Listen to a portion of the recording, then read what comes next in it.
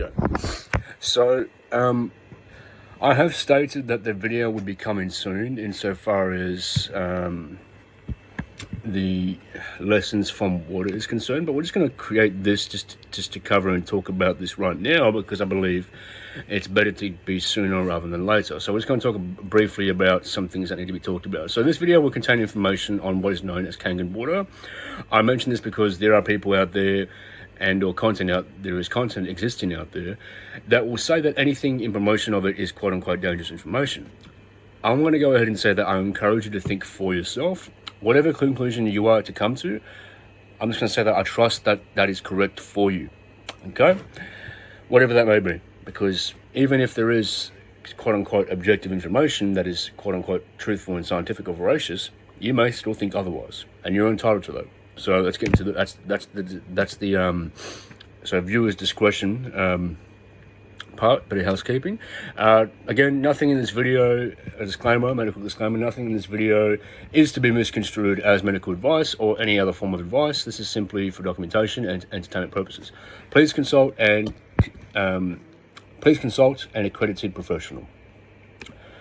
So the reason why I'm creating this video is because it's for the intents and purposes of organising and presenting information of my research on water and the additional fields in a manner and fashion that will be able to properly convey and distill the information that I've researched and studied into a linear sequence in the form of a video that can make it more palpable and easy to understand.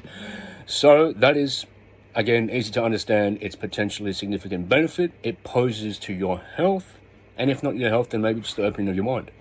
All right, because information can help you do that, and that's considered dangerous these days, super dangerous. Anyway, I'm also creating it with financial and monetary interest and incentives. There will be products and services offered towards the audience. So yourself, if you're watching it, or obviously if you're watching it, you're watching it, or maybe you're not. Maybe you're double tasking, maybe you're multitasking, maybe you're on your phone. Stop scrolling. It's going to be offered to the audience in the latter stages of the video. So I say this to be transparent and forthcoming so that you will not be taken off guard by its subsequent recommendation. And likelihood is if you're already aware of my content, you're pretty much already privy to the fact that I'm going to be talking about, Kangen water. Anyway, I discovered this term shared by one of the creators I follow. The term is, quote, consilience. And it's an agreement between the approaches to a topic of different academic subjects. Okay, I say that because I share this term because there is actually multiple subjects that are included as a byproduct of studying water and understanding its therapeutic / medicinal effect that it can potentially have. Again, we're not making any claims here. Although common sense is, although not common, we would recommend its, let's say, utility. Now, we're going to go straight from the table of contents right into the fourth phase of matter.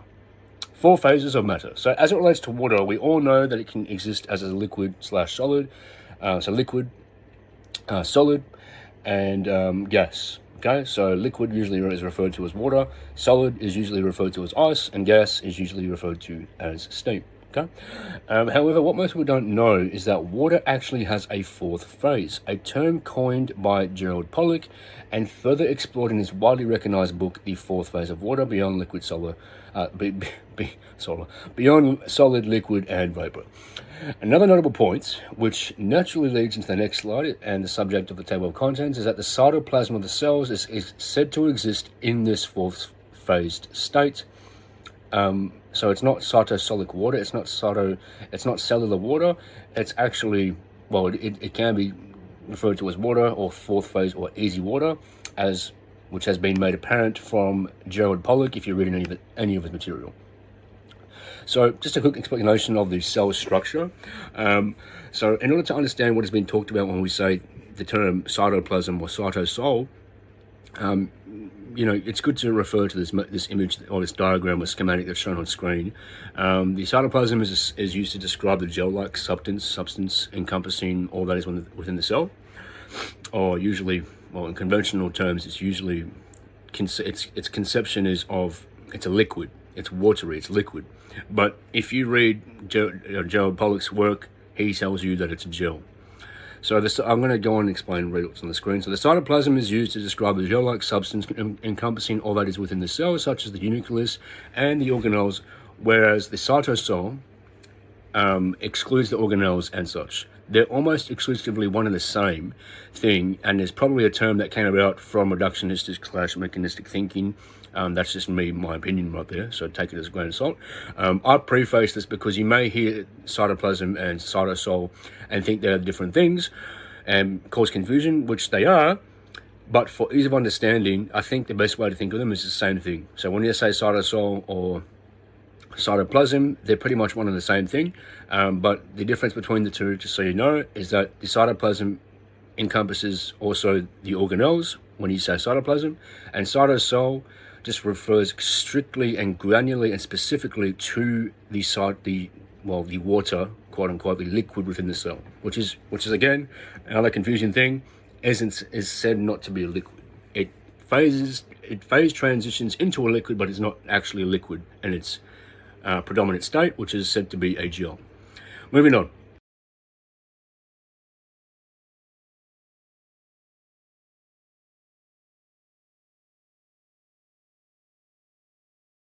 So, another reason why I say this and preface this is because it's also significant to note that one thing that kind of concurrently corresponds to what's been said by Gerald Pollack is the work of an individual known as Harold Hillman.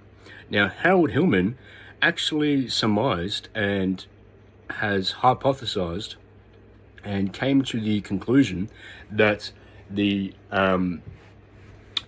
cellular structure is nothing more than just the cytoplasm and the nucleus.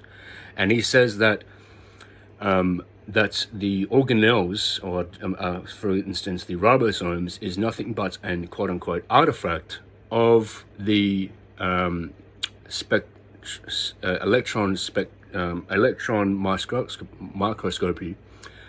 Because, and another reason he says this is because when you think about it, when you take that cell out of its natural living environment within a body or organism, a biological organism, you are now studying it in a foreign state. I think it's in vitro, which I'll have it on the screen here. You're not studying the cell when it's in its natural state. You've taken it out of its native environment into a environment that is dimensionally different from what it is when it's in biology, and then you're studying it, and you're saying that the state you're studying in it right now, studying it in a sanitary and desolate and unnative and foreign environment, is how its structure is also going to is also when it's in the living structure. So I trust that makes sense. The most important thing to take away that can correlate and connect to what Gerald Pollack was saying is that it's basically giving credence, and it's explaining the significance, and it's telling you just how much of a paramount importance that the cytoplasm really plays when it comes to talking about the cell and the structure of the cell. So Howard Hillman, definitely someone to look into and to research on your own accord and make up your own decision about whatever it is you want to think about him, and whether or not you think that Gerald Pollack, Harold Hillman, and the assertions and postulations made by both of them are at all very veracious, truthful, and have merit. It's completely and utterly up to you. So, with that being said, we're going to go and we're going to also talk about, again, we're going to go back to, we'll continue talking about the cell. So, the fact that the cytoplasm within the cell is not simply a liquid is a logical deduction, given the experiments that both literally and figuratively poke holes and challenge the traditional conception of the cytoplasmic structure. So when I say literally poke holes, there's something called electroporation, where and a patch clamp and a microelectrode. So in those three instances we can see in the mini screenshot on the screen here, that's basically what Gerald Pollack and et al. On his associates or his colleagues, I believe it's his associates and colleagues, or it was a different lab research which he extracted from a lab. I think these experiments were done by him. I have to recall that, but anyhow, we're going to continue creating the video. The point is that this is what's happened. With electroporation and the poking of the microelectrode or the patch clamp into the, maybe these are all one and the same, of the cell, is it's poking a hole in the membrane the outskirt of the cell. And if that was to happen, and if the liquid is liquid inside of the cell, if the cytoplasm is liquid, then the integrity of the entirety of the cell should diminish. It should self-destruct, because that poking of the hole of a liquid, the liquid would find the exit point and leave the cell. But that isn't what happens. And there's other instances that will give, again, more evidence to the fact that what Gerald Pollack is saying about the cell's cytoplasm is true. So, with that being said, again, like the main point for at least this section of cells, gels, and engines of life and aquaporins, it really does open the mind to our conception of what the cell is and how it functions. Because another thing we're going to talk about really quickly before we finish up this section is when you think of aquaporins, for instance. So we're told there was a certain instance in time where a doctor found and won a Nobel Prize for discovering cellular channels.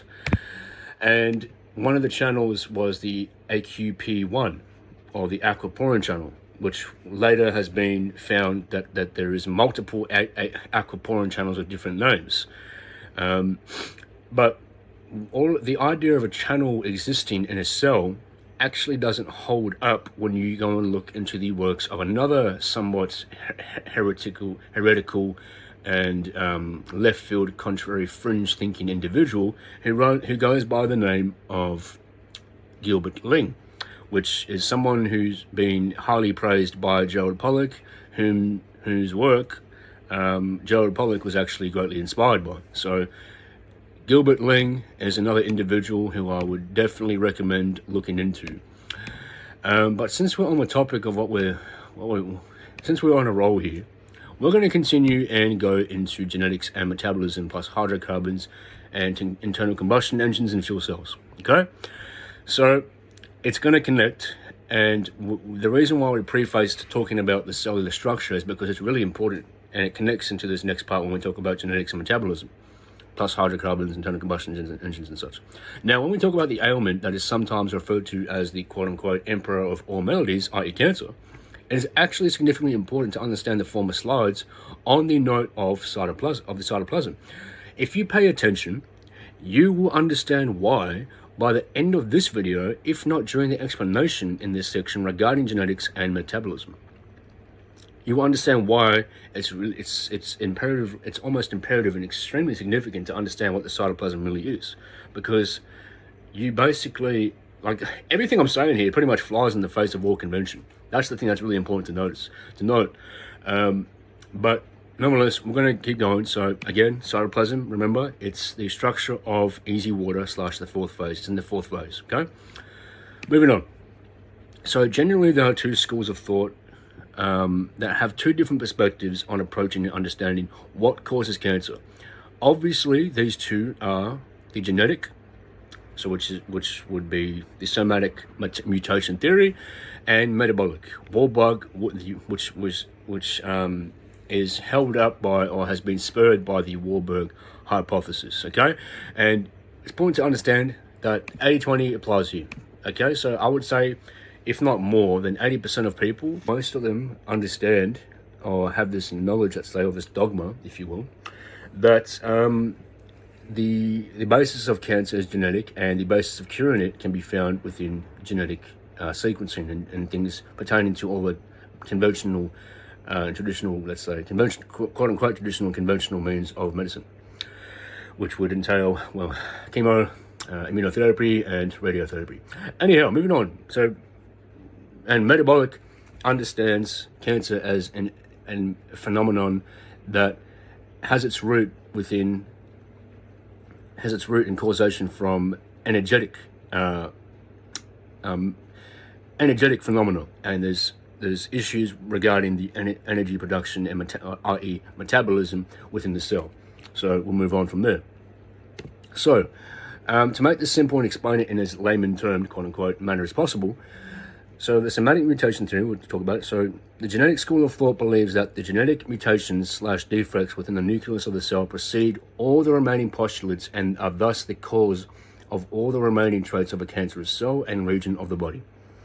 The quote unquote Warburg hypothesis, the metabolic school of quote unquote school of thought premise, is essentially the same. However, obviously, it is tying back the cascade of cancerous traits and its origin to be preceded and caused by metabolic defects, which I basically just said, and also the byproducts of defective cellular metabolism / energy production.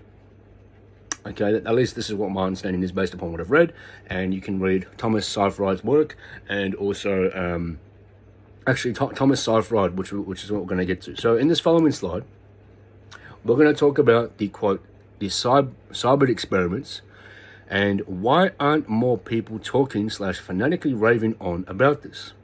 Now, what I'm going to show you next is 3 videos from both Dr. Matthew Phillips, Professor Thomas Seyfried, which I have briefly mentioned, which you don't really necessarily know, but we're going to talk about, and Dr. Jerry Tennant. So if you watch the cyber experiments explanation from specifically Dr. Matthew C. Phillips and Dr. Thomas Seyfried, you will basically understand why it's important to understand what the structure of a cytoplasm is, and so far as treating this emperor of all melodies.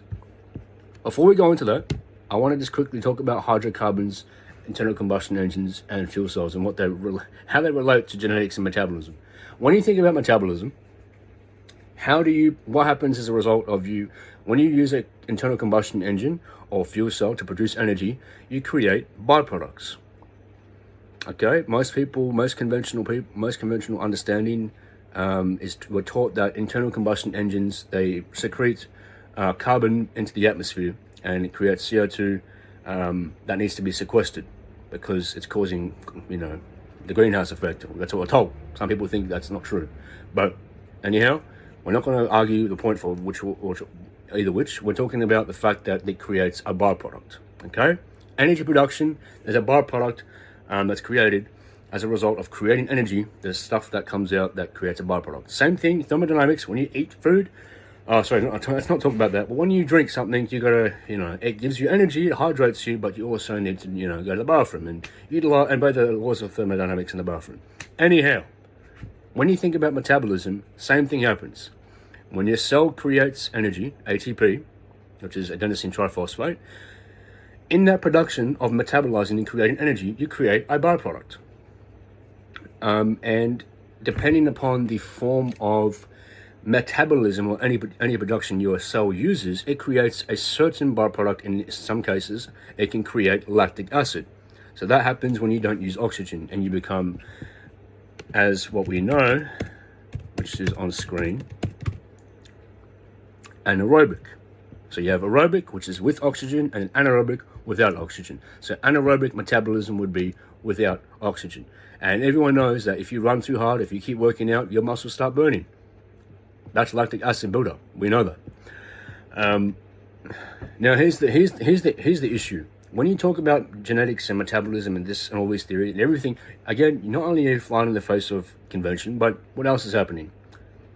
People are looking at me or looking at whoever's sharing this information and going, what's their credentials? But here's another thing that's very fascinating. If you go and look at Thomas Seyfried's information and his education that he provides in his interviews and podcast appearances and such, he always talks about psychology. He always ties it back to psychology. He talks about dogma. He talks about ideology. And he talks about ideologues and what it does to the mind and how much of a hold it has over your mind.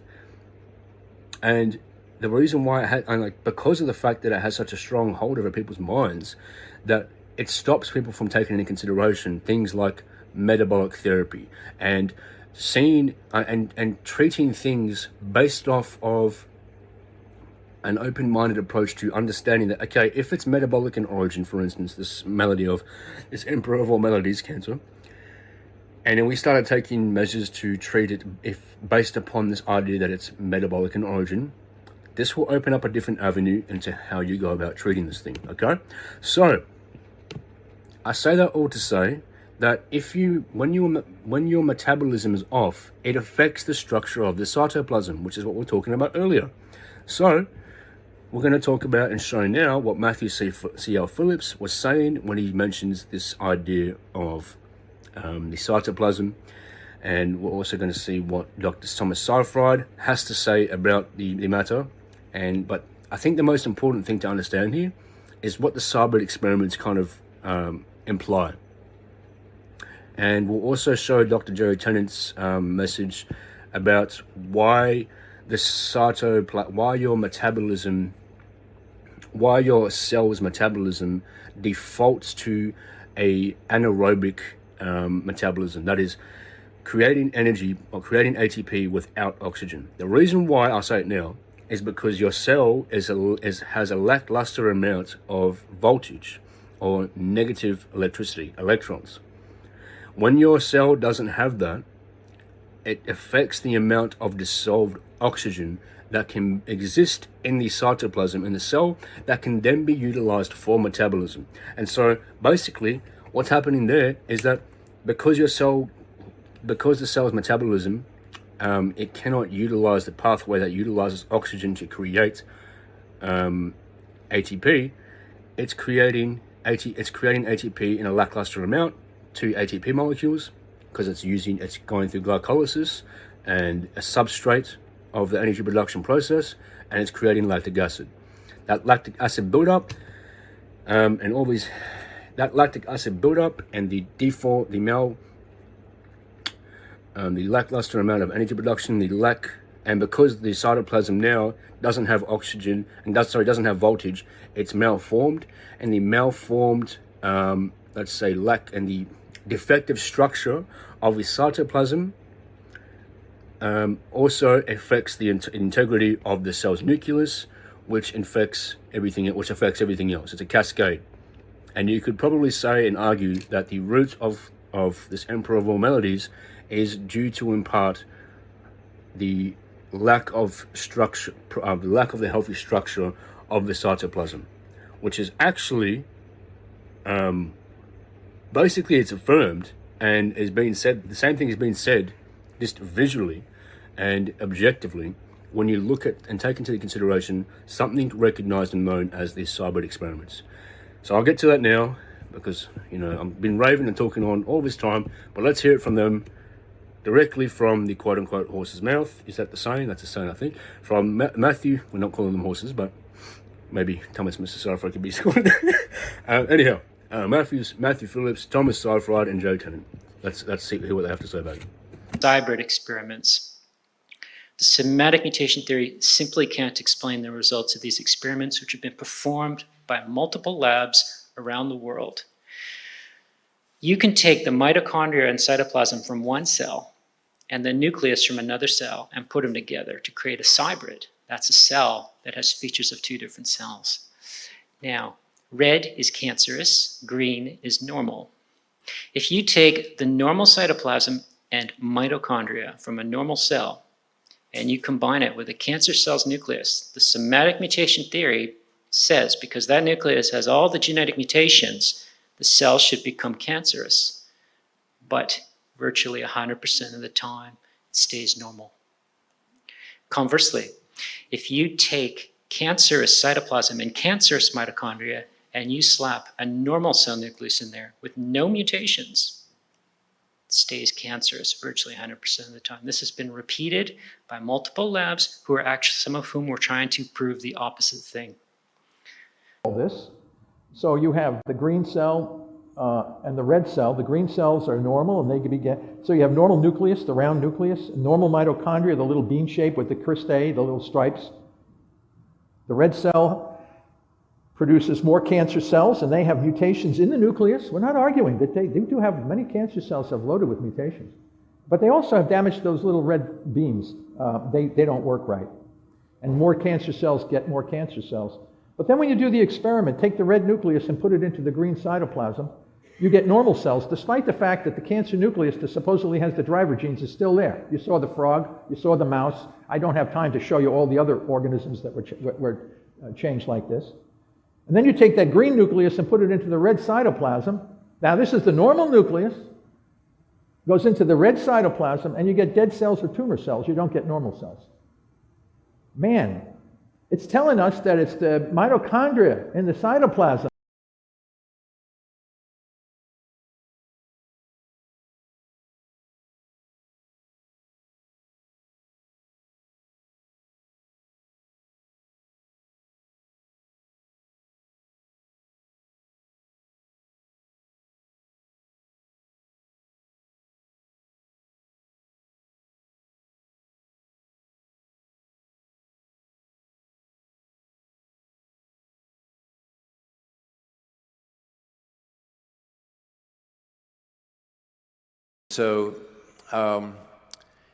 So as voltage begins to drop, then oxygen begins to drop. And when oxygen drops, there are several bad things that begin to happen.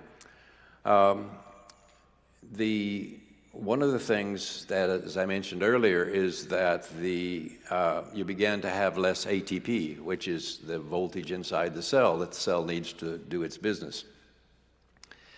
Now, I also mentioned to you that because of the Krebs cycle being able to recharge 38 of these ATP batteries for every unit of fatty acid you put through the Krebs cycle, that's only true if oxygen is available. If oxygen is unavailable, then for every unit of fatty acid you put through the battery charger, you only get enough electrons to charge up 2 batteries. So it's a bit like having a car that goes from 38 miles to the gallon to 2 miles to the gallon. Now, if you keep going, lowering the voltage more, and you lower the oxygen more, when you cross zero with your voltage, that is to say you go from an electron donor to an electron stealer, you go from a minus voltage to a plus voltage, which means that you've switched its polarity. Then when you get down to plus 30 millivolts, that's when cancer occurs. So again, cells are designed to run at minus 25 millivolts of electron donor, but cancer occurs, according to the work of Keith Brewer, at plus 30 millivolts. And we've discussed before in other lectures that I won't go into in great detail here, that cancer is simply a response to severe lack of oxygen. Let me say that one more time. Cancer is the way the body responds to tissue that has severe lack of oxygen. So, obviously, The body has 5 battery packs. The most important, perhaps, or at least the largest, is our muscles. Our muscles are rechargeable batteries, and the fascia around the muscles serves as the body's wiring system. Our cell membranes are small batteries called capacitors. Water inside the cell membrane is called easy water, which is H3O2, and it's an electron donor form of water.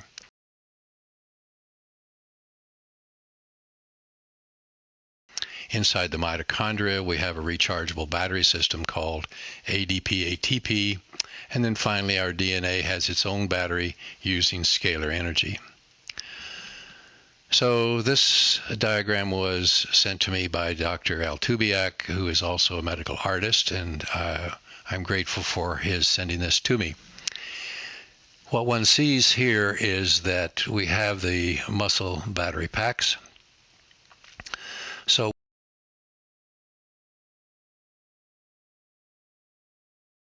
Okay, so now welcome back to part 2 of this Consilience Connecting the Dots Lessons from Water series. This is again part 2. So we're just going to quickly recap what we've already covered in some of the former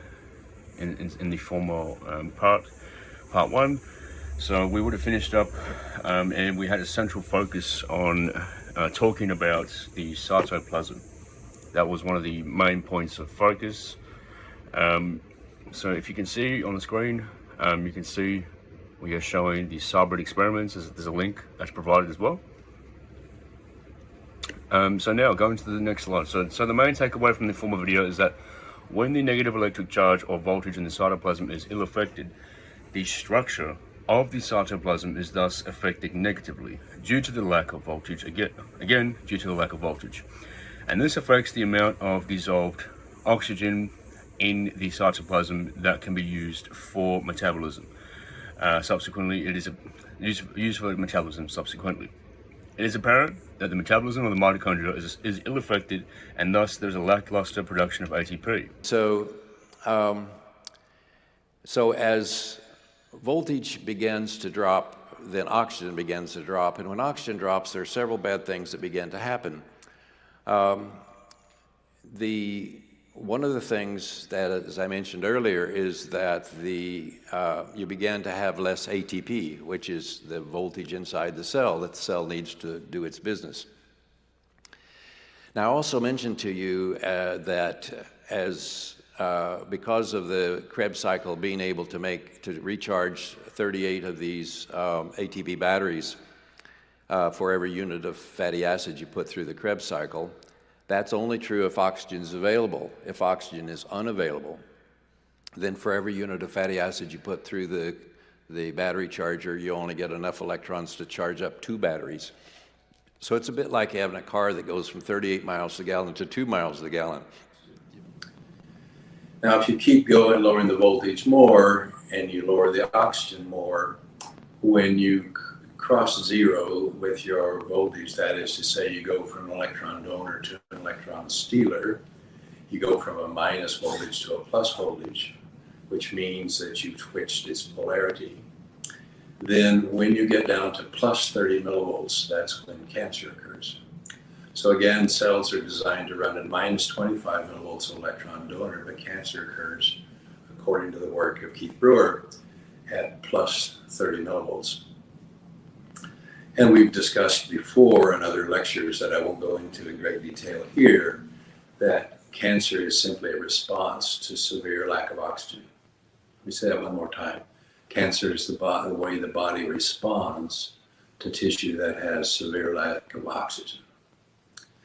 So, and one thing I did forget to mention, but we'll mention it here, is that what has been surmised to be the role of ATP by Gilbert Ling is that ATP actually is used, and this has also been pointed out by Dr. Thomas Cohen, is used to actually structure the cytoplasm, and so it kind of all ties in. So, like, you know, if you're unable to produce, you know, and the adequate amount of ATP, usually 32 ADP molecules, as a result of, you know, of oxidative phosphorylation, which is utilizing oxygen to metabolize, then what happens is that you don't produce enough ATP, and if you don't have enough ATP, then you can't structure the cytoplasm, which would have started from the cytoplasm. Anyhow, moving on. So if you remember, we covered something direly significant, which was, again, the Cybrid experiments, whereby we discovered that when a healthy cytoplasm is paired with a cancerous nucleus, the overall health of the said cell that has been paired, of the said cell and dynamics that have been paired of the cell and the cancerous nucleus become healthy. Cybrid experiments. The somatic mutation theory simply can't explain the results of these experiments, which have been performed by multiple labs around the world. You can take the mitochondria and cytoplasm from one cell and the nucleus from another cell and put them together to create a cybrid. That's a cell that has features of 2 different cells. Now, red is cancerous, green is normal. If you take the normal cytoplasm and mitochondria from a normal cell and you combine it with a cancer cell's nucleus, the somatic mutation theory says because that nucleus has all the genetic mutations, the cell should become cancerous. But virtually 100% of the time, it stays normal. Conversely, if you take cancerous cytoplasm and cancerous mitochondria and you slap a normal cell nucleus in there with no mutations, it stays cancerous virtually 100% of the time. This has been repeated by multiple labs, who are actually, some of whom were trying to prove the opposite thing. All this. So you have the green cell and the red cell. The green cells are normal, and they can be so you have normal nucleus, the round nucleus, normal mitochondria, the little bean shape with the cristae, the little stripes. The red cell produces more cancer cells, and they have mutations in the nucleus. We're not arguing that they do have, many cancer cells have loaded with mutations, but they also have damaged those little red beams. They don't work right, and more cancer cells get more cancer cells. But then when you do the experiment, take the red nucleus and put it into the green cytoplasm, you get normal cells, despite the fact that the cancer nucleus that supposedly has the driver genes is still there. You saw the frog, you saw the mouse. I don't have time to show you all the other organisms that were changed like this. And then you take that green nucleus and put it into the red cytoplasm. Now this is the normal nucleus, goes into the red cytoplasm, and you get dead cells or tumor cells. You don't get normal cells. Man, it's telling us that it's the mitochondria in the cytoplasm. So again, you pair healthy cytoplasm with unhealthy nucleus, cancerous nucleus, and the overall health of that cell that has been combined in the cytoplasm and the unhealthy cancerous nucleus, they become healthy. Because the environment of a nucleus now, which is in a healthy cytoplasmic environment, becomes healthier. Remember, a key way in which we can restructure and ensure the healthy state of the cytoplasm is to ensure that the easy water / fourth phase of the cytoplasm is optimized to maintain this state / phase, which is maintaining its voltage. We can do this by one of which ways: drinking easy water, fourth phase water, which is what electrochemically activated water shares a lot of similar principles, similar characteristics of. So again, if you can electrochemically activate water, it will resemble some, if not most of the characteristics that Gerald Pollack's characteristics of fourth phase water. One of which is the negative electric state, the net and negative electric voltage of the water, of exclusion zone water. So, can drinking the right water cure? As you can see on screen, I'm not going to say it out loud because I don't want to be triggering any flags just keep from saying keywords. Now, I'm not going to say that drinking the white water will be the silver bullet to helping you heal from you know what. However, considering the cytoplasm is essentially in the fourth phase of water, and drinking water that is electrochemically activated, which mimics and has characteristics of easy and fourth phase water, and is essentially of the same chemistry and is able to hydrate you faster and help maintain the integrity / structure of the cytoplasm in its healthy negative electric state, likely helps tremendously in maintaining good cellular health. In the next slide, we will look at what the following figures have to say on the note of water being used to treat you know what, and as we now also know, maintain a healthy cytoplasm.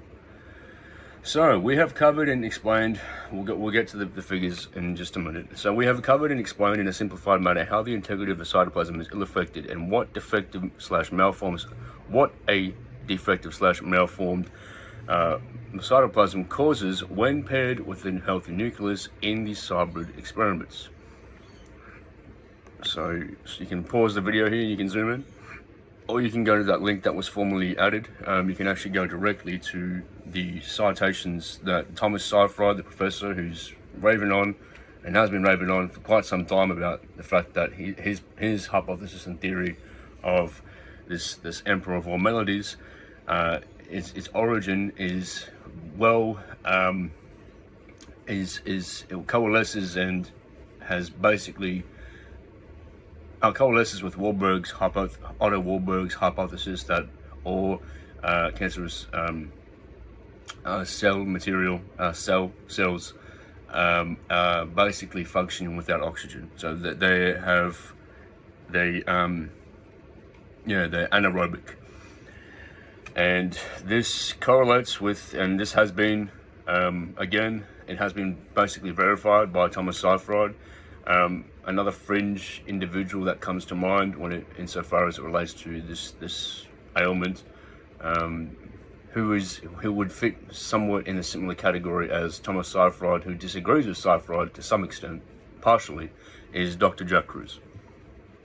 But for the most part, given that Thomas Seyfried has been helping people, and he likes to advocate for complementary and adjunctive and let's say he likes to hybridize his approach in treating people with this emperor of all melodies. He likes to utilize the approaches that would fit into his theory and school of thought. which is that it's mitochondrial, it's mitochondrial and metabolic in origin, and he also does utilize other modalities to help treat it that is conventional. So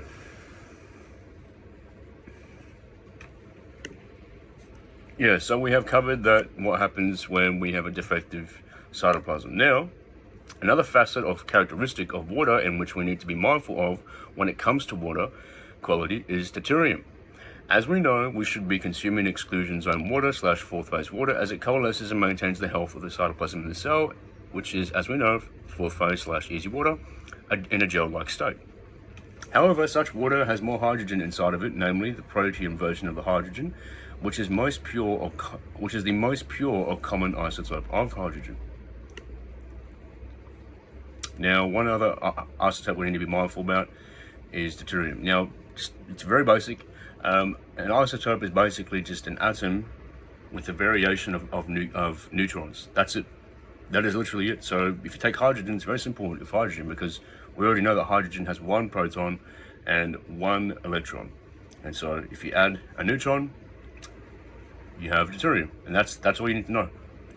And it's just what's going to be talked about here is we're going to basically cover why this additional neutron added to a hydrogen atom is bad for your health and how it's affecting your cells, or your mitochondria very specifically. So the most significant part of the deuterium that we need to be aware of is the additional neutron. With isotopes, this is what is known as the isotope effect. What we're going to talk about is the isotope effect, which states the isotopes of an atom behave differently from the usual atom structure behaves, from the usual atom's structure behavior. Insofar as this relates to biology, how this mechanistically affects it, specifically our mitochondria's last enzymatic metabolic juncture, in which the deuterium, or more so than the neutron, has to pass through, namely the ATP synthase. This ATP synthase is obstructed as indicated by Professor Abdullah Al-Ghum. Okay, so as you can see, ChatGPT can give credence and validity to this, because one of the most significant parts to know about deuterium, or the additional neutron in water, is that if in the drinking water that you may be having, is that it can obstruct your ATP synthase and cause damage to it, and also affect how much ATP you're producing. That's the basic effects it has. So it leads to mitochondrial damage, and you can actually look this up. So that's been verified. So with the former having been said, what would follow naturally is the question of, is the content of deuterium in water enough to be cause of full concern regarding their health? And if so, how do we deplete deuterium? How does that even happen? Like, how do you deplete this neutron, this thing that that's subatomic? How do you get rid of it? That's a good question. Is the content of deuterium in water enough to be cause of concern regarding their health? So according to Victor Sagalovsky, who was the CEO of Light Water Scientific, he's a big proponent of deuterium depleted water. He has pointed out that human activities, including industrial processes and changes in the global water cycle, may influence deuterium levels in water supplies, potentially leading to increased concentrations and thus increasing the negative effects that deuterium has on biology. Moving on. Next question. How do we deplete deuterium? According to Dr. Gabor Samliar, one of which methods to deplete deuterium is via the electrolytic process.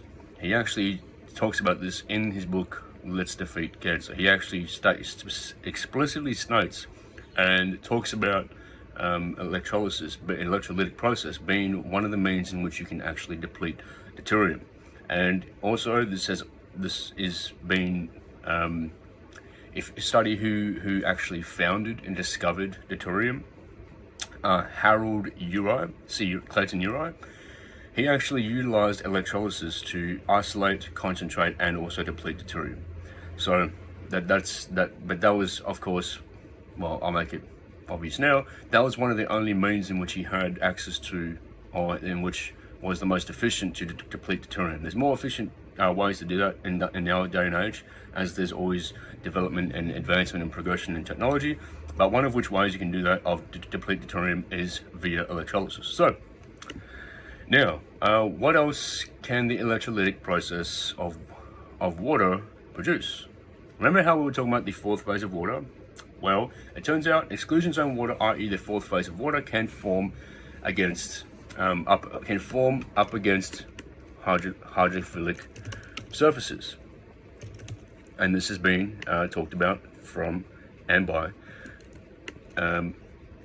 Gerald Pollack. In the electrolysis process, electrodes are placed into water to facilitate the electrolytic separation of the water molecules. Did you know that the cathodic electrode can be considered quote-unquote hydrophilic? Thus, they form easy water / fourth phase water, alongside not only, as discussed in the previous slide, partially depleting the water of deuterium, but also creating something known as quote-unquote molecular hydrogen. This gaseous molecule is saturated or quote supersaturated into the water that has been electrolyzed, thus enriching it with hydrogen. So, this is why I say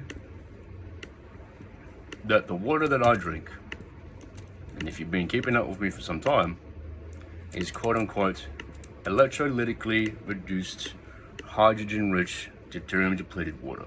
That's what I call it. That's just one term I utilize to describe and really give.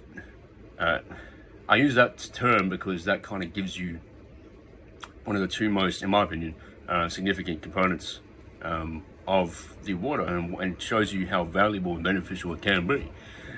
So that's that. Now we're actually going to go in and we're going to talk about the following characters that we have on screen here. So we have Dr. Gabor Samliai, who actually wrote the former book that was shown.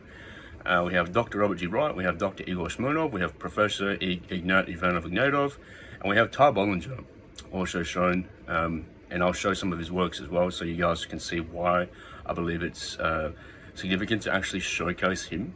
And then we're also going to go in and we're going to talk about these three blokes here. These two, well, shouldn't be calling them blokes. But anyhow, Dr. Yafuk Kai, Dr. Jan Seslak, and Dr. Shigeru Oto. These people are significant when it comes to the field of molecular hydrogen medicine. And I would recommend, go ahead and learn from the experts themselves, because they have a lot of good things to say about, well, hydrogen water. Okay, and then last but not least, we're going to also cover some of these people here, because I believe it, well, significant to talk about them, because they're going to help us kind of garner even more awareness as to why this is valuable to know and why water can be healing. So we're going to go into it now. Okay, so when it comes to addressing and talking about some of these notable figures in which we're going to be talking about and covering, we're actually not going to go necessarily too far deep into their works. We're just going to really touch on them, and we're just going to briefly skim over them, and we're name dropping them because these people's works are notable to look through. For instance, defeating one of Gabor Samliai's first works and books, is something that I've read through the entirety of. A lot of it can go over your head because there's a lot of really jargon-filled,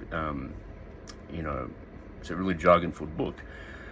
Nonetheless, we're going to mention him. So the reason why we're mentioning Dr. Gabor Samliai is because he's written two texts alongside. He's given like several and multiple, a myriad of different seminar presentations and talks about the uses of deuterium-depleted water, specifically utilized for treating the emperor or maladies, which we've been talking about.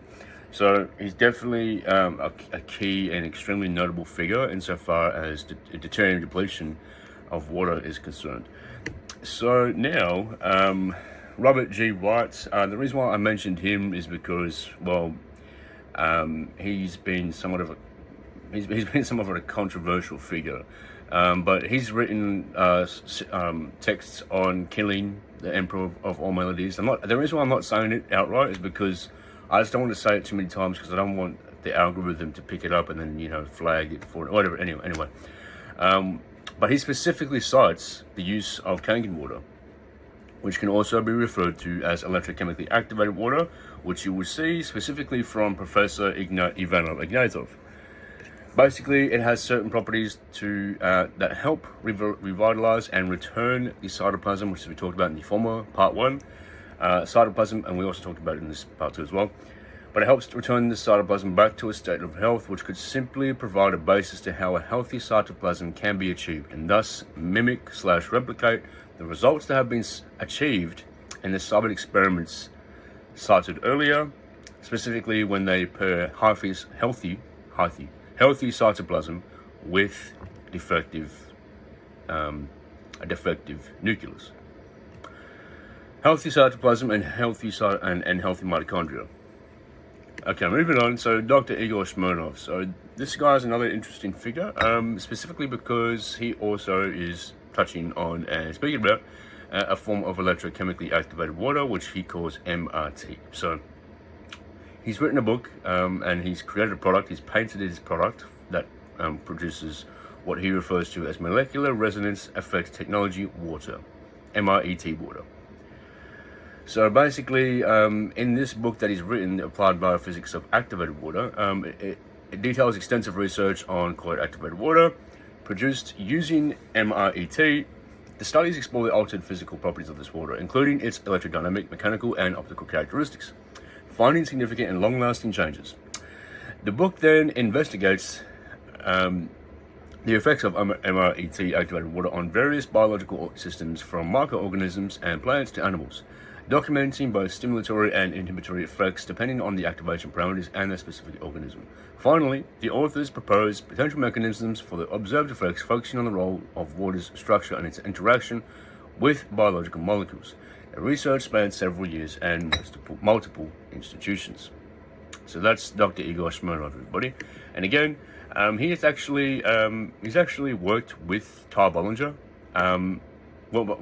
He's been interviewed by Ty Bollinger. You can actually look it up on YouTube. Ty Bollinger collaboration with Dr. Igor Smirnov, and that video where they collaborated, basically they were talking about his EMF frequency product, which helps protect you from the dangers of EMF frequency. So those are his two products, which is interesting because the company in which I'm going to be referring to you toward actually has both their own EMF protection product and also their water electrolyzing or ionizing hydrogen generating product, in which I have been talking about for quite some time on my platform, my accounts. That's so. Anyhow, so now we're going to talk about leading us over to Professor Ignat Ivanov-Ignatov. So this individual has written a text on the mathematics of Kangen water. He's accredited professor in medical biophysics, and you can actually see it's a trio authored publication. I'll share the link on the screen here, whereby it just involves him and two other people that have actually talked about basically and gone through the mathematics, quote unquote, of Kangen water and its effects on the human body, the beneficial effects. So that's that. And I will show you now a brief video of Ignat Ivanov-Ignatov, who's actually been interviewed by a Kangen water distributor in that said video, and I'll also show you the link towards the page that actually will direct you towards where I've sourced this video from. It took a bit of digging. The page itself is actually on his website, his institution. I think it's an institution. Nonetheless, it's kind of hidden, and you have to do a bit of digging, and I did some digging and I found it, and here it is. По предписание, в зависимост от ако те имат определени заболяване и ако са здрави, то те пият необходимите количества вода. Като интересното е, че те самите усещат ефектите. Урината изсветлява, човек се чувства по-живнен, сутрин се събужда с по-завишен живнен тонус. Тоест ефектите настъпват в рамките на 2 седмици до месец и хората, живота им бива свързан с водата като лид. Аз лично не мога да представя моя живот без водата като лид. Професор Игнатов, в заключение, нека да кажем кой е най-качественият уред в света, който дава водата като лид. За да бъдем коректни към хората, в продължение на 2 години аз съм изследвал различни търговски марки, т.е. свойствата на водата от различни търговски марки Но с абсолютна категоричност мога да кажа, че най-качественият уред, който от повече от 50 години на пазара, сертифициран е в Японската асоциация на лекарите, това е апаратът Канген. Една от големите тайни на Канген, това е висококласните електроди, самата селекция, разделянето на pH и окислителния редок потенциал като показател за наличието на свободни електрони.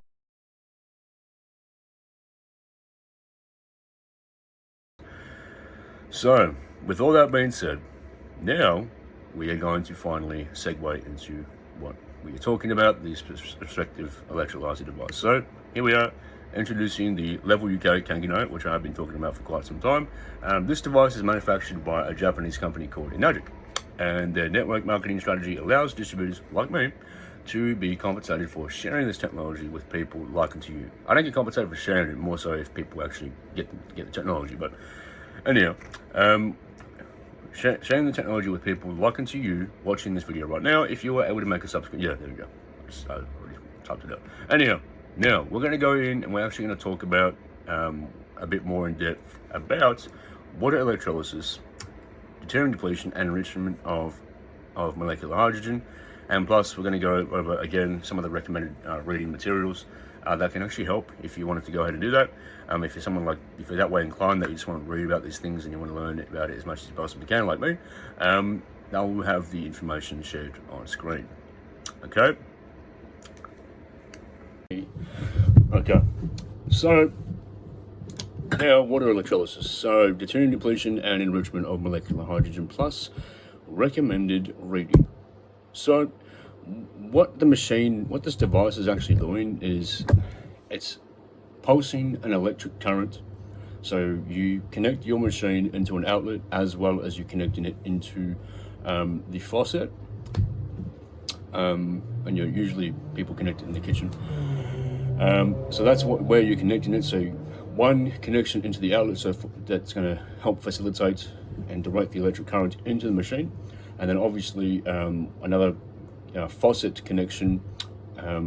There's an inlet in the machine that allows for the water to flow from the tap, and there's a tap adapter that you can connect to the tap, and it has universal application for the most part. There's different gadgets that allow you to connect your tap adapter in a multiplicity of different taps.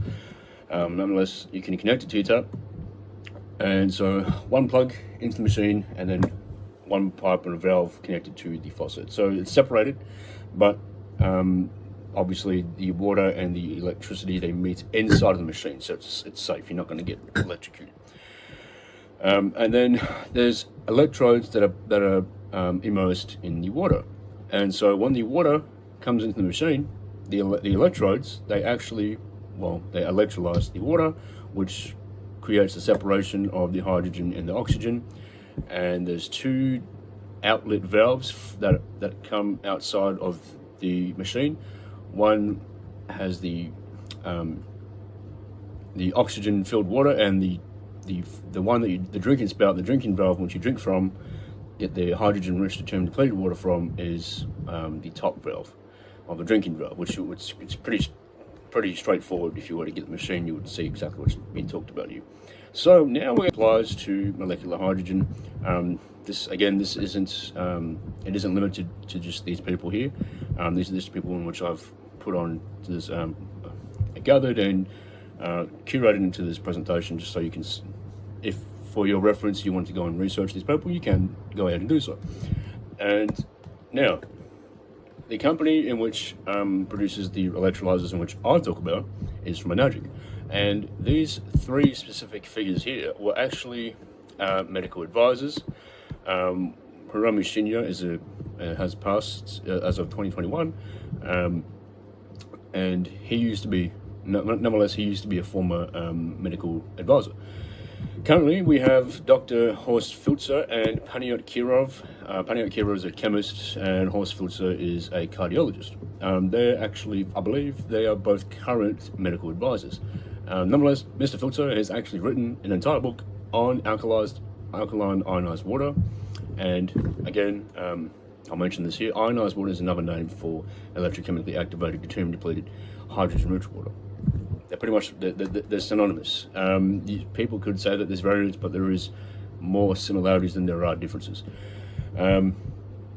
So yeah, that's that. So there's actually a lot of different electrolyzers that exist out there from all of these different companies that I'm going to list on the screen here. And the reason why I recommend the one that I recommend is partly in due to the fact that this was the first machine in which I was introduced to, and partly also because it is one of the most reputable. And again, that can be very much biased, but I'll let you determine that for your own self as well. And I'm also going to show some reasons why it's actually a lot more viable for you to get this machine rather than other machines, because there's actually industrial graded machines out there that they just cost you a lot more. And it's just dependent upon what you're in requisite of. If you just need to have in your kitchen and you don't want to have a big industrial factory warehouse with these big, commercial industrial sized machines, well, it's up to you what it is, what's more valuable. For the more residential, I would say this is probably the best. Again, I'm biased, and I'm not hiding that.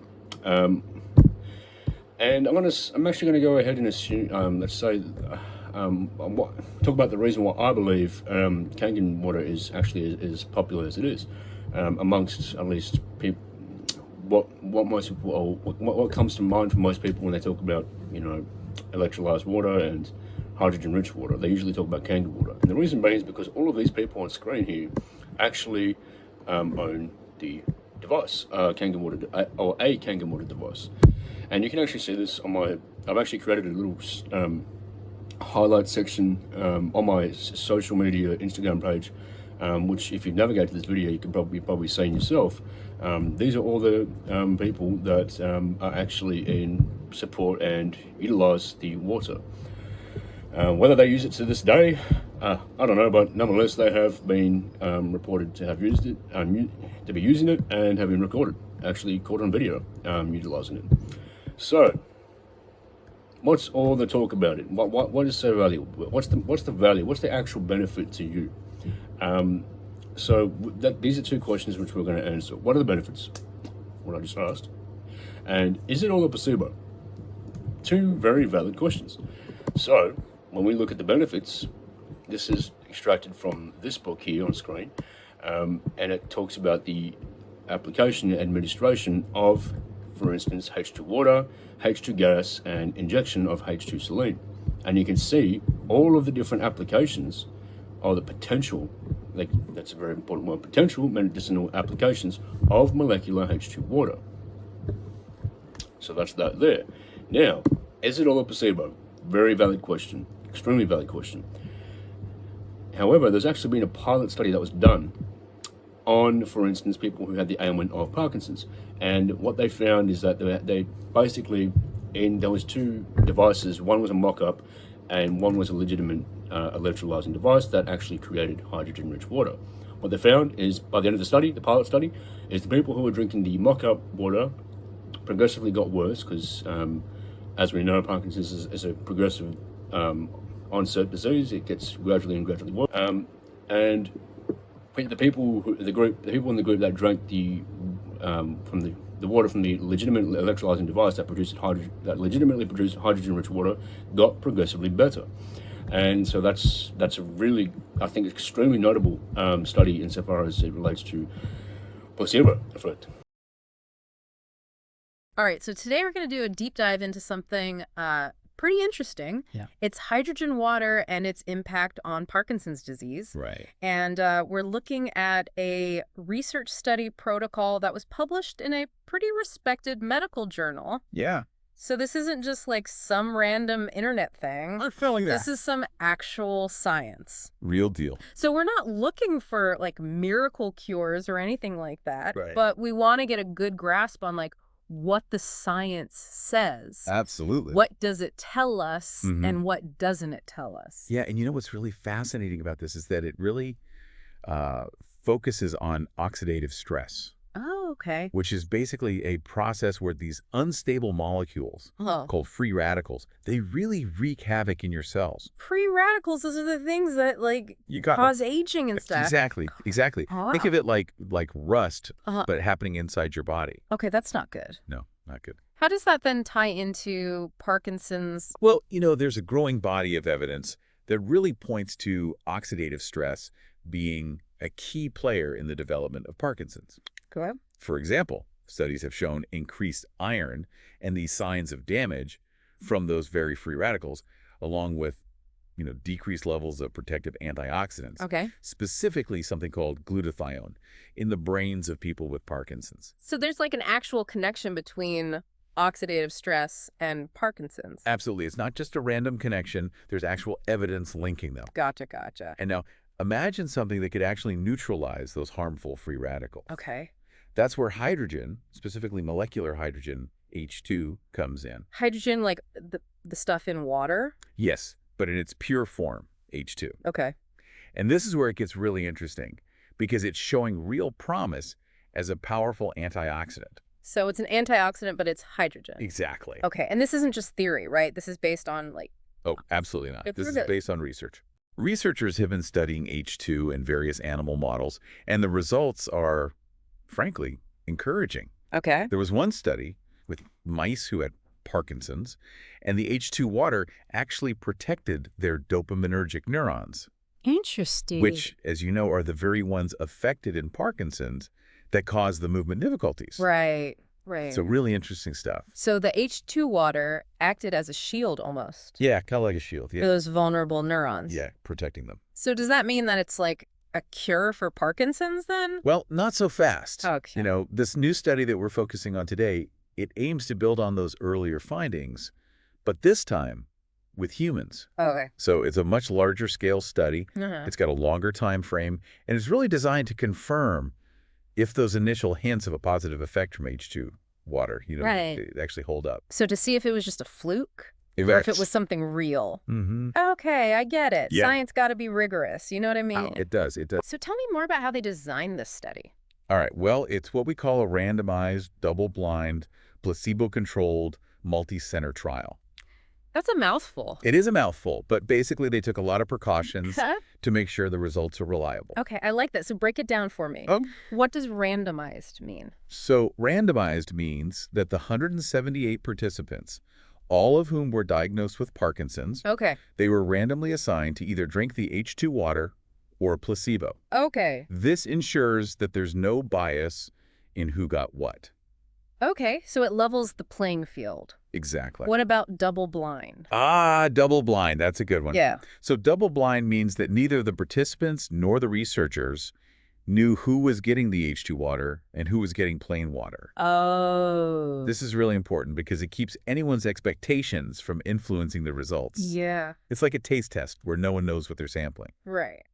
Yeah. Okay, and then what about placebo-controlled? Placebo-controlled means that one group got plain water as a placebo Okay. to compare against the group getting the H2 water. Gotcha. This helps determine if any benefits seen are truly from the H2 water or just a placebo effect. Right, because sometimes you can feel better just thinking that you're getting a treatment, You got it. even if it's not the real deal. Exactly.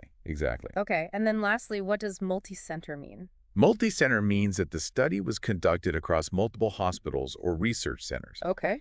And that's important because it gives the study more scientific weight and makes the results more applicable to a wider range of people. Right, so it wasn't just a small, isolated study. Exactly. And were all the participants, like, at the same stage of Parkinson's? No, actually, they had varying levels of disease severity. Okay. Some were taking levodopa, which is a common medication for Parkinson's, Mhm. and others were not. Okay. So it was a very diverse group Got it. representing the reality of folks living with Parkinson's. Yeah. Okay, so what exactly was this hydrogen water that they were drinking and Yeah. for how long? So they drank a specific type of H2 water Okay. called hydrogen 7.0, Okay. and they drank, get this, a whopping 1,000 milliliter every single day Wow. for an impressive 72 weeks. That's dedication. It is Liz. almost a year and a half. Almost a year and a half, yeah. Yeah. And the placebo group just got plain water. Yep, plain old H2O. Okay. for the control group. So now the big question is, Yeah. how did they track whether this H2 water was actually doing anything? So they used a variety of assessments. Okay. Primarily, they looked at the change in the participant scores on something called the Unified Parkinson's Disease Rating Scale, Okay. or UPDRS. UPDRS. Okay. It's a mouthful, but it's an important one. What exactly does that measure? Okay, so the UPDRS, it's a really comprehensive scale that looks at the range of Parkinson's symptoms. Okay. So we're talking tremors, stiffness, slowness of movement, Okay. balance issues, even mood and behavior changes. Okay. It gives you a score so that researchers can track how symptoms change over time. So it's like a ruler for the disease almost. Yeah, you can think of it that way. Gotcha. So did they just rely on this UPDRS, or did they also look at other things? No, they didn't just rely on that. Okay. They also looked at, specific aspects within the UPDRS, Okay. like motor function, everyday activities, and medication complications. Gotcha. So they wanted to get a really detailed picture. So they wanted to see if the H2 water was helping in very specific areas? Exactly, very specific areas. Okay. They also used a questionnaire called the PDQ-39 to assess the participants' quality of life. Okay. This gives insight into how Parkinson's affects a person's, overall well-being, Okay. not just the physical symptoms. Right, because quality of life is just as important as the physical stuff. Absolutely. Couldn't agree more. Okay, cool. And lastly, they monitored any side effects reported Okay. to make sure the H2 water was safe. Good. Got to check that. Always got to check. Okay, so a very thorough approach, it sounds like. Very thorough. Okay, so now, for the big reveal, The moment of truth. what did they find? Well, that's where things get interesting, because the results weren't exactly what everyone expected. Oh, you've got me hooked. I knew I would. Tell me more. All right. So remember that UPDRS score? Uh-huh. The one measuring overall Parkinson's symptom severity? Yeah. Well, the study found no statistically significant difference Okay. between the H2 water group Okay. and the placebo group. So after all that H2 water, there was no, noticeable change in their overall symptoms. Yeah, I was like, Interesting. But there's a twist. Okay, there's a twist. Remember how we talked about the UPDRS having those subscores? Oh, yeah. The ones looking at specific aspects of Parkinson's? Yeah. Well, that's where things get intriguing. Okay, you're telling me there's more to the story. Oh, there's always more to the story. All right, I'm all ears. So when the researchers looked at some of those subscores, Okay. a few interesting differences popped up between the two groups. Okay. The H2 water group actually showed improvement in two areas. Oh, interesting. The UPDRS Part 2, which focuses on activities of daily living, Okay. and the Hone and Yar stage, which measures disease progression. Hold on. So even though their overall score didn't change that much, Right. the H2 water seemed to maybe make everyday tasks a little easier It seems that way. and maybe even slowed the disease down a bit. Potentially. Yeah. That's pretty It's it suggests that the H2 water might be doing something beneficial, Okay. but it's subtle and maybe not fully captured Right. by just looking at that total UPDRS score. Yeah. It's like trying to understand a whole city Oh, just by looking at its population size. right. You'd miss all the unique neighborhoods and the cultural hubs and the parks. And the nuance. Exactly. All the things that make a city vibrant. Yeah. You're right. It's like focusing on the forest and missing the individual trees. Exactly. And to be fair, 72 weeks is a long time to stick to a specific drink. That's true. Maybe some folks weren't as consistent Yeah. with their H2 water as others. Definitely a possibility. And that could definitely impact the results. Oh, absolutely. It's always tough to account for every variable in a real-world study. Right. Yeah. So H2 water, maybe not a miracle cure, but it could have a supporting role in managing certain aspects of Parkinson's. It's possible. The study certainly opens up some intriguing questions. Yeah. We need more research to Yeah. validate these findings and really unpack how H2 interacts with the complexities of Parkinson's. Mm-hmm. Yeah, it's not a simple thing. No, think about the human brain. Incredibly intricate. Right. Unraveling its mysteries takes Yeah, time of course. and persistence. So we talk about the possible benefits, but did the study find any downsides Right. to drinking H2 water? Well, that's another positive takeaway. Okay. The H2 water was well tolerated by the participants with no significant side effects. So it seems like a pretty safe avenue to explore, at least. Yeah, I would agree with that. Okay. So while we don't have definitive proof that H2 water is a cure-all for Parkinson's, Right. the research does suggest it might offer some modest benefits, especially in those areas like daily activities and possibly even slowing disease progression. So this research, it could offer some hope Definitely. for people living with Parkinson's. Absolutely. And, you know, for those who care for them as well, it's like almost like a new tool in the toolbox, you know? Exactly. And it just highlights the importance of staying informed Yes. about research and having those open conversations with healthcare providers Right. about different options. Yeah, I mean, knowledge is power, right? It really is. Okay, so we talked about the UPDRS scores and like the physical impacts, Yeah. but you mentioned earlier a questionnaire about quality of life, the PDQ-39. The PDQ-39. Did the H2 water have any effect on how people felt Yeah. about their overall well-being? No, that's an interesting point. Okay. While the overall PDQ-39 scores didn't show a statistically significant difference Okay. between the groups, there was a noticeable trend. A trend. Yeah. Okay, tell me more. I'm curious. So participants in the H2 water group Yeah.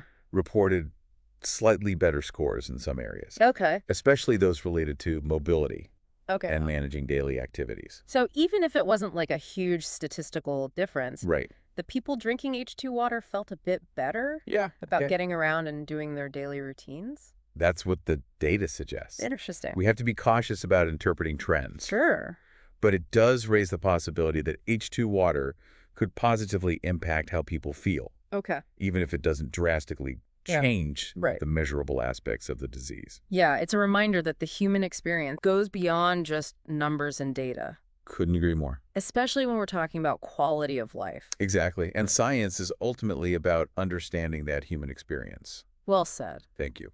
So it seems like this study, while not the groundbreaking discovery some might have hoped for, Right. it still contributes valuable insights into H2 water's potential role Absolutely. in the complex world of Parkinson's. For sure. It's just one piece of the puzzle, right? Piece of the puzzle. As more research comes out, we'll get a clearer picture of how H2 water fits into managing Parkinson's. Exactly. But I want to leave you with something to think about. Okay. Imagine future research proves that H2 water has significant benefits for people with Parkinson's. Right. How could we translate that knowledge Yeah. into real-world action? That's a great question. Yeah. It makes me think about access and affordability. Right. Would health insurance even cover H2 water as a treatment? Right. Would there be public health campaigns encouraging people to drink it? Yeah. Would it become part of existing therapies and rehab programs? And what about the practical side of incorporating H2 water into everyday life? Yeah. Would people need special equipment to make it at home? Exactly. Would it be readily available in stores? Mm-hmm. Would there be different concentrations for different needs? So many questions. So many questions. Yeah. What do you think? Yeah, it really is amazing to think about like the ripple effect Right. of a discovery like this. Yeah. We've been talking about the science behind H2 water and Yeah. its potential. But let's shift gears a little bit Okay. and think about the people at Yeah. the heart of it all. It's so easy to get lost in the data. Right. But at the end of the day, this research is about people living with Parkinson's Yeah. and their loved ones. Mm-hmm. You know, their experiences and perspectives matter most. Imagine being newly diagnosed with Parkinson's. Right. You're dealing with a lot. Uncertainty about the future, Yeah. potentially challenging symptoms, navigating a complex medical system. That's a lot. It's a lot. And then you Yeah. hear about this research on hydrogen water, Mm-hmm. something that might offer relief. Yeah. Or even help slow the disease's progression. Right. What kind of impact Yeah. do you think that news would have? I think it would be a mix of emotions. Yeah. You know, curiosity, maybe a bit of skepticism, Yeah. and definitely a glimmer of hope, I would say. Right. You'd want to learn as much as you could Right. weigh the potential benefits against any risks. Yeah. You want to make sure it's safe Exactly. and figure out how it might fit into your overall treatment plan. Absolutely. And that's why that open and honest communication between patients Yeah. and their healthcare providers is so crucial. Right. It's about having those conversations, Mm-hmm. discussing the potential benefits and limitations Yeah. of any new treatment, and working together to make those informed decisions. It's about empowering people Exact. to take an active role Yes. in their own health journey. Yes. making choices that align with their values and goals. And, you know, organizations like the Parkinson's Foundation and the Michael J. Fox Foundation, they play such a vital role in this. Yeah, they're great. They provide incredible support and resources. Right. They connect people with reliable information, research updates, and a community of shared experiences. It's so important to not feel alone. Absolutely. In those situations. They really are champions for those facing this disease. So as we wrap up this deep dive, Yes. we encourage you to continue exploring this. Absolutely. Reach out to those organizations. Yes. Participate in online forums. Connect with others in your community. And stay curious. Stay curious about the evolving landscape of Parkinson's research. It's always changing. And remember, even if hydrogen water doesn't become the game changer some are hoping for. Right. This research itself shows the power of scientific inquiry and the commitment of researchers, clinicians, and advocates who are dedicated to improving the lives of people with Parkinson's. That dedication and passion are truly inspiring. It really is. It's been an incredible journey exploring the potential of H2 water for Parkinson's. Yes. We've covered a lot of ground from understanding the science of oxidative stress to considering the human impact of this research. It's been great. Until next time, keep asking questions. Yes. Stay curious. Stay curious. And remember, we're all in this together. Absolutely. The best part, which we're going to talk about more in depth in the following part 3, is the testimonials and reviews and the experiments/tests. So, thank you for watching. We'll catch you in the next one. The best